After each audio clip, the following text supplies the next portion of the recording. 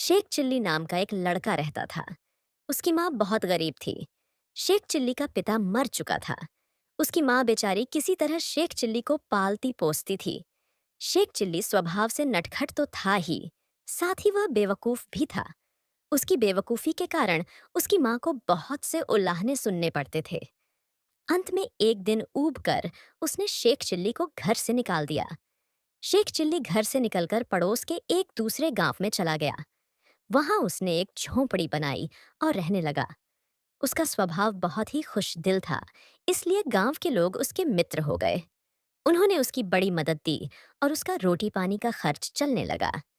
उसकी जिंदा दिली गांव के मुखिया की लड़की रजिया उस पर आशिक हो गई। गांव के कुछ नौजवान भी शेख चिल्ली के हिमायती थे। उन्होंने एक दिन दबाव डालकर मुखिया की लड़की रजिया से उसकी शादी करा दी। शेख चिल्ली को शादी में दान दहेज में बहुत कुछ रुपये तथा जेवरात भी मिले। शेख चिल्ली अपनी औरत तथा शादी में मिले हुए रुपये और जेवरात लेकर अपने गांव वापस लौट आया। गांव में लौटकर शेख चिल्ली अपनी माँ से मिला तथा बोला, माँ देख, मैंने मुखिया की लड़की से शादी कर ली है। शेख चिल्ली की माँ ने देखा, कहीं बेटा बगल के गांव वाले मुखिया की लड़की से शादी कर लाया है। उसकी माँ ने यह भी देखा, कहीं शेख चिल्ली दहेज में बहुत सी दौलत तथा सामान इत्यादि ले आया है।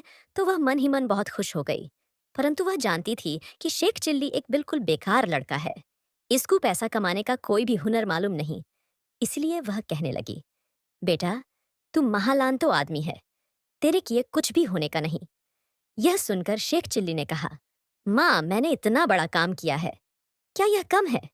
उसकी माँ ने कहा, बेटा यह बिल्ली के भाग्य से छींका टूट गया है।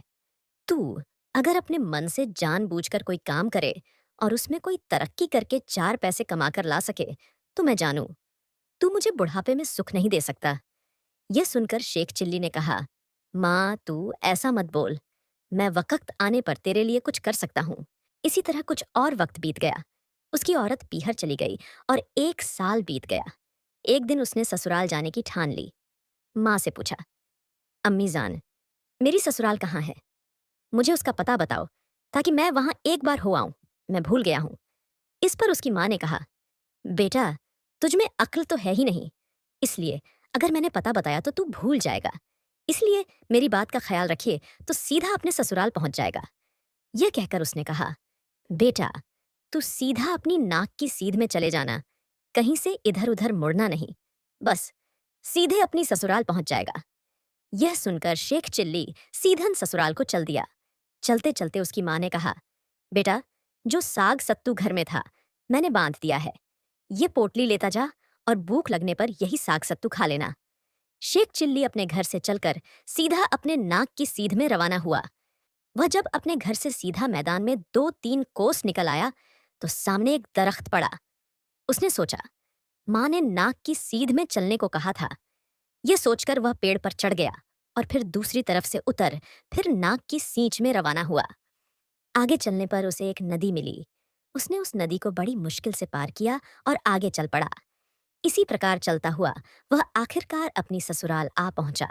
ससुराल पहुंचने पर उसकी भली भांति खातिरदारी की जाने लगी, परंतु उसने साग सत्तू छोड़कर कुछ भी खाना स्वीकार न किया, क्योंकि उसकी माँ ने ऐसा ही कहा था। रात को बचा खुचा साग सत्तू खाकर सो रहा। रात्रि को उसे भूख सताने लगी। अब वह क्या करे? आखिर भूख से ऊब कर वह बाहर निकल आया और मैदान में एक दरख्त के नीचे लेट गया। उस पेड़ पर मधुमक्खियों का एक बहुत बड़ा छत्ता था। छत्ता मधु से इतना ज्यादा भरा हुआ था, कहीं उसमें से रात को मधु टपकता था। शेख चिल्ली जब उस वृक्ष के नीचे लेटा तो ऊपर से उसके बदन पर मधु टपकने लगा। मधु की कुछ बूंदें उसके मुंह में टपकीं तो वह उसे चाटने लगा और बड़ा खुश हुआ। कुछ बूंदें उसके बदन पर भी टपकती रहीं और वह परेशान होकर इधर उधर करवटें बदलता रहा। शेख चिल्ली बेवकूफ तो था ही, उसे इस बात का पता नहीं लग सका कई आधेर पेड़ पर से क्या चीज उसके बदन पर टपकती है। निदान लाचार होकर वह वहां से उठा और घर के भीतर घुसकर एक कोठरी में जाकर सो रहा। उस कोठरी के अंदर घुनी हुई रुई राखी हुई थी। शेख चिल्ली को नर्म नर्म रुई मिली तो उसी में आराम के साथ जाकर सो रहा। उसके बदन के चारों ओर शहद तो लिप्त हुआ था ही। अब धुनी हुए रुई उसी के साथ बदन भर में चारों ओर चिपक गई और उसका बदन और उसकी शक्ल अजीब किस्म की हो गई। सुबह हुई तो शेख चिल्ली की औरत कुछ रुई निकालने उस कोठरी में घुसी। तब तक शेख चिल्ली जाग उठा था। उसको ऐसे रूप में देखकर उसकी औरत चीख उठी। उसने हिम्मत बांधकर पूछा, तुम कौन हो? शेख चिल्ली ने जोर से डांट कर कहा, चुप। वह बाहर भागी और अपनी माँ से जाकर कहा, अम्मा उस रुई वाली कोठरी में चुप घुस आया है। उसकी शक्ल बहुत भयानक है। यह सुनकर उसकी माँ ने पड़ोसियों को इकट्ठा किया। कई लोग उस कोठरी में घुसे। शेख चिल्ली को देखकर सबने पूछा, तुम कौन हो? शेख चिल्ली ने फिर चिल्लाकर कहा, चुप। अब तो उसका ऐसा रूप देखकर सबकी सिट्टी पिट्टी गम हो गई। सब समझे चुप नाम की कोई भयानक बला घर में घुस आई है। उसे निकालने के लिए किसी सयाने को बुलाना चाहिए। कई एक ओंझा मौलवी बुलाए गए। सबने कितने ही मंत्र जंत्र किए, मगर वह चुप नाम की बला नहीं निकली। आखिर हार कर मौलवियों ने सलाह दी कि आप लोग यह मकान खाली करके किसी दूसरे में चले जाइए, वरना वह बला आप लोगों का सत्यानाश कर देगी। शेख चिल्ली के ससुराल वालों ने यह मकान खाली कर दिया और दूसरे मकान में चले गए। शेख चिल्ली को अवसर मिल गया और वह रात्रि के समय उस कोठरी से निकलकर बाहर की ओर भागा।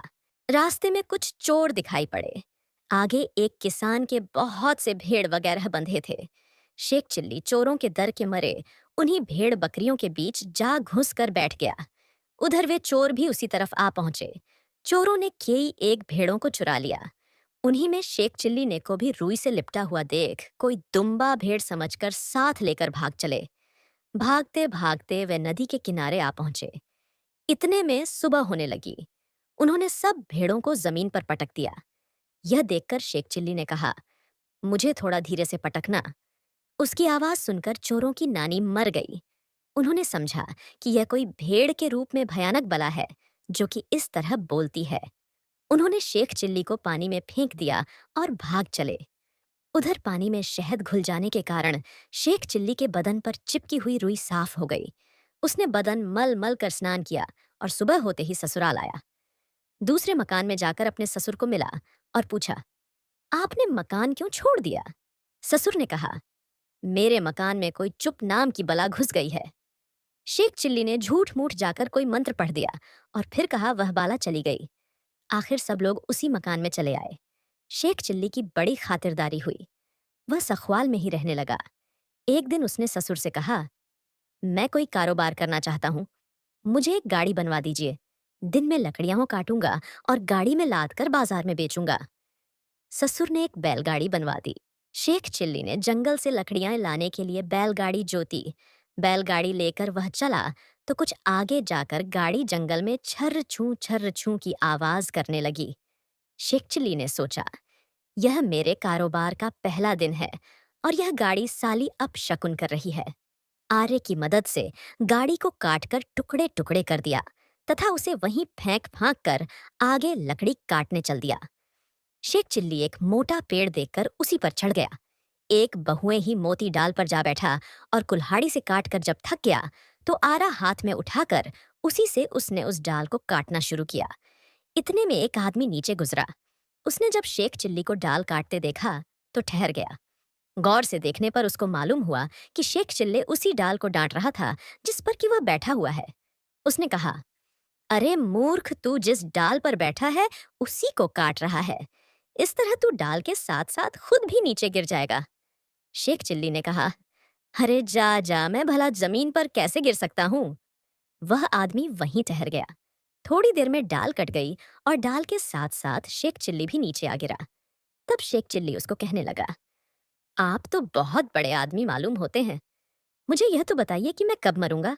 इस पर उस आदमी ने कहा, मैं यह सब नहीं जानता, मगर शेख चिल्ली कहाँ छोड़ने वाला था। उसने उसका पीछा पकड़ लिया तो उसने छुड़ाने के लिए कहा, तू आज शाम को मर जाएगा। यह कहकर वह आदमी तो चला गया। अब शेख चिल्ली ने सोचा कि मुझे आज शाम को मर ही जाना है, तो अच्छा है कि पहले से ही कब्र के अंदर लेट जाऊं, ताकि मेरे मरने के बाद मेरे रिश्तेदारों को कब्र खोदनी न पड़े। ऐसा सोचकर वह उसी जंगल में एक गड्ढा खोदकर उसमें लेट रहा। उसी तरफ से एक आदमी जा रहा था। उसके पास एक मटका था। वह आवाज लगाता जा रहा था कि अगर कोई इस मटके को मेरे घर तक पहुंचा दे तो मैं उसे 2 पैसे दूंगा। यह सुनकर शेख चिल्ली झटपट कब्र के अंदर से उठकर खड़ा हुआ और कहने लगा, लाओ, मैं तुम्हारा मटका ले चलता हूँ। यह सुनकर उस आदमी ने वह मटका शेख चिल्ली के हवाले किया। शेख चिल्ली उसे लेकर चल पड़ा। रास्ते में यह सोचता जा रहा था कि मुझे उसकी मजदूरी के 2 पैसे मिलेंगे। 2 पैसे का एक अंडा खरीदूंगा, उसे अंडे से मुर्गी पैदा होगी। उस एक मुर्गी से बहुत सी मुर्गियां पैदा होंगी। उन मुर्गियों को बेचकर एक बकरी खरीद लूंगा। बकरी से बहुत सी बकरियां होंगी। उन बकरियों को बेचकर एक गाय खरीदूंगा। उस गाय से बहुत सी गायें पैदा होंगी। उन्हें बेचकर घोड़ी से बहुत सी घोड़ियां पैदा होंगी। उन सबको बेचकर बहुत से रुपये मिलेंगे। तब मैं अपना मकान बनाऊंगा। फिर एक घोड़े पर बैठकर बाजार में सैर करने निकालूंगा। फिर कारोबार करके बहुत सी दौलत पैदा करूंगा। फिर घर में ठा से शाम को बैठक में हुक्का गुदगुड़ दोगा। औरत बच्चों को मेरे पास खाना खाने के लिए भेजेगी। उस वक्त मैं हुक्का गुड़गुड़ाते हुए जोरों से सिर हिलाकर कहूंगा, अभी खाना नहीं खाऊंगा। शेख चिल्ली ने ज्यों ही अपने ख्यालों में जोरों से सिर हिलाया कि वह मटका सिर पर से गिरकर फूट गया और अंदर का सारा सामान मिट्टी में गिरकर खराब हो गया। इस अपर उस आदमी ने शेख चिल्ली की अच्छी खासी मरम्मत की। शेख चिल्ली का सपना टूट गया।